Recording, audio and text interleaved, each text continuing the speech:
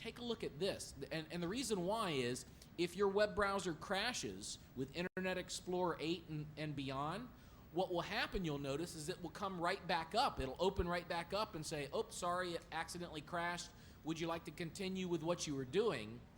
And if you say yes, then it loads those structured storage views, and all your web pages are back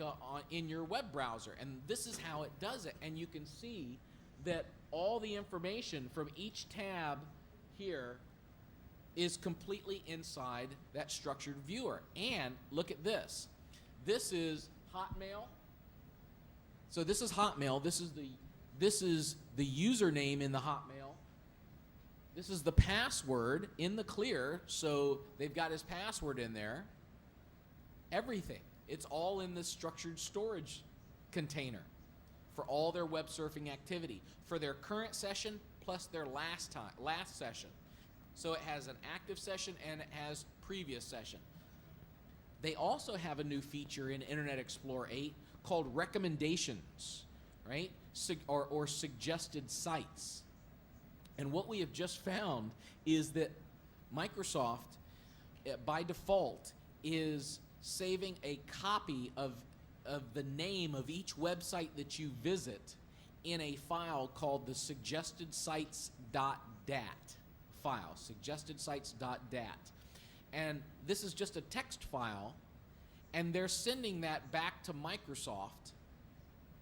and then we'll look at your websites that you visited, the computer will, and it'll send back suggested other websites that are like the websites that you visit. Now what we can do as forensics is we can find that suggested sites.dat file, and even though they may have erased their evidence, you can still find where all they had been surfing the web in the suggested sites. One other thing that we just recently found, again, this is brand new information. There's a thing called flash cookies. Don't know if you've heard about flash cookies, but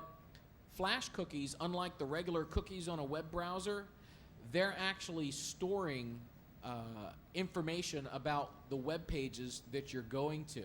And they tell you what websites they're visiting, what user account they used when they visited that website, when was the first time they visited, when was the last time they visited, and depending on the website, it'll even tell you what they were doing. For instance, if you do a map quest and you type in an address or you want to get directions, it'll actually tell you that.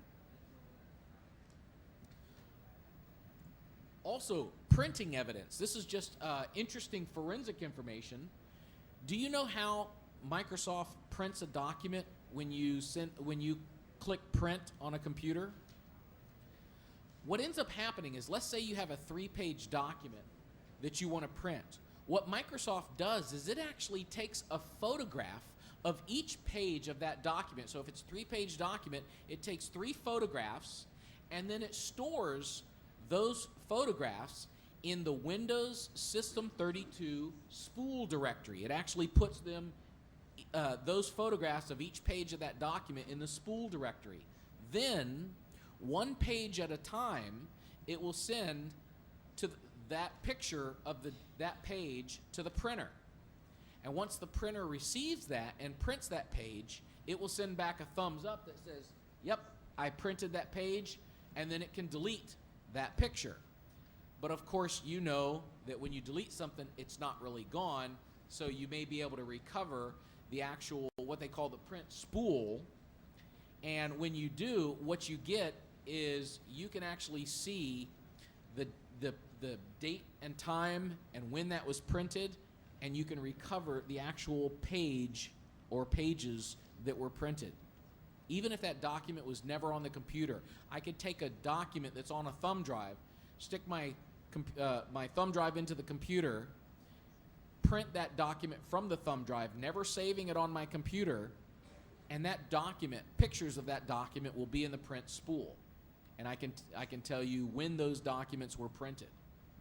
So now, when you talk about doing forensic evidence, instead of just having the picture of the person tied up, now we have a lot more information. You can see we actually have the picture, the email, the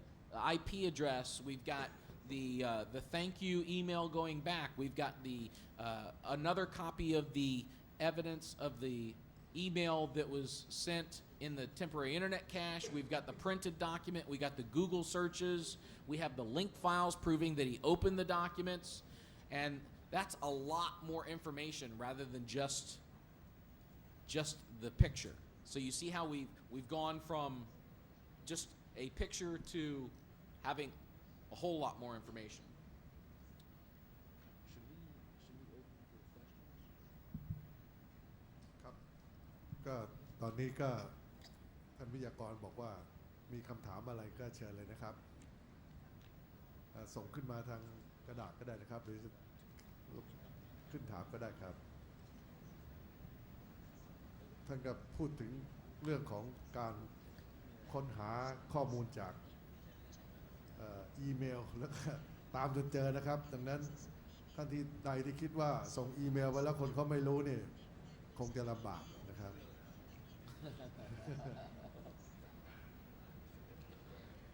When I register my Hotmail Yes. I didn't tell my real name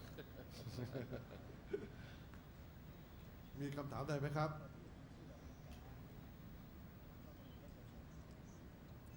เชิญครับเชิญขออนุญาตเรียนถามผมมุกเมทินกันอนุรักษ์จากศาลจังหวัดเพชรบุรีนะครับขออนุญาตเรียนถามเกี่ยวกับโทรศัพท์สมาร์ทโฟนพวก iPod ที่ใช้หรือว่ายี่ห้ออื่นก็ตามนะครับซึ่งอยากถามว่าเครื่องปัจจุบันนี้มีลักษณะคล้ายคอมพิวเตอร์โดยเทคโนโลยีต่างๆก็สามารถทำงานได้คล้ายคลึงกัน อยากถามว่าในสหรัฐอเมริกานั้นการค้นการยึดและการวิเคราะห์เนี่ยทำในแบบเดียวกับคอมพิวเตอร์หรือไม่นะครับและขอคำถามที่2ว่าในประเทศไทยมีการอ้างอิงการโทรศัพท์ถึงกันเป็นพยานหลักฐานในศาลบ่อยๆถามว่าทนายฝ่ายจำเลยจะสามารถอ้างได้ไหมว่ามีการแฮ็กเข้าโทรศัพท์และใช้เครื่องโทรศัพท์นี้เป็นซอมบี้โทรศัพท์ไปหาคนอื่นทำนองเดียวกันพิสูจน์ได้ไหมครับครับ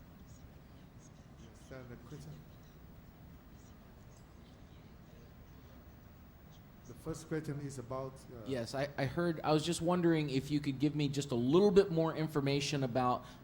what they say a zombie, how they use the phone as a zombie. I didn't quite understand ช่วยอ that. ธิบายคำถามที่2ให้ชัดเจนนิดหนึ่งนะครับแล้วก็อธิบายให้เพื่อนทราบ คำถามที่2คือหมายความว่าถ้ามีผู้ทนายจำเลยอ้างว่าโทรศัพท์ที่ใช้เป็นพยานหลักฐานในการติดต่ออย่างเช่นว่ามีการติดต่อระหว่างเครื่องโทรศัพท์ของคนร้ายกับผู้ล่อซื้อยาเสพติดเนี่ยมีการติดต่อมาแสดงต่อศาลทนายจำเลยจะอ้างได้ไหมว่ามีการแฮ็กเข้าในสมาร์ทโฟนของเขาแล้วก็ทำนองเดียวกับแฮ็กเข้าคอมพิวเตอร์แล้วให้โทรศัพท์ของเขาโทรศัพท์ไปหาบุคคลอื่นทำนองเดียวกันครับเป็นข้ออ้างทำนองเดียวกับที่อ้างว่าใช้คอมพิวเตอร์ส่งครับขอรบกวนท่านวิทยากรด้วยช่วยตอบในปัญหากฎหมายไทยด้วยนะครับ First question Very good. It is possible. So technically, it is possible to compromise somebody's cell phone and take it over. It's highly unlikely. So technically, is it possible? Yes. There would be evidence on the cell phone. So you could use, you would look at the cell phone to determine, you would find the evidence in two locations. If they were saying that somebody either cloned my phone or used a zombie, put some kind of software on my phone to be able to use it to call the bad guy, well, if they had installed one of those programs on this person's smartphone, then forensic analysis of that phone would show that zombie program on there. So that would be easy to tell using cell phone forensics. And that would be a very easy way to say, no, nobody installed any software on this phone. Now, there is the possibility of somebody trying to clone his phone and put a totally separate chip into another phone so that they're using that.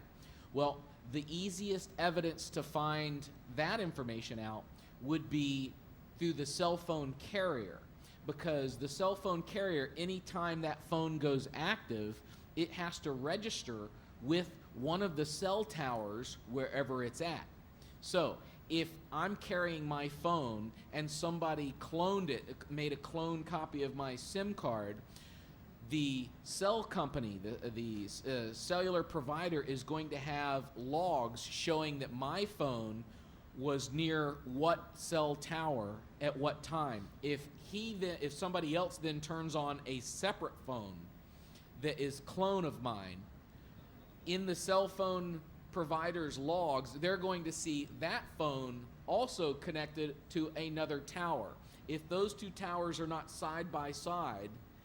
it's just not possible to do physically unless somebody had cloned a phone. So if they clone the phone, either way, I would do two things. One, the forensic analysis of the cell phone would prove that no software was installed on that cell phone to make those phone calls. And again, I highly doubt that is really what would happen. The most likely possibility is if somebody cloned his phone, in which case the cell provider, looking at that time period when those calls were being made, would show that nope, these calls not only were being made from this cell tower, but no other cell tower picked up that phone anywhere else. That would refute the cloned attempt.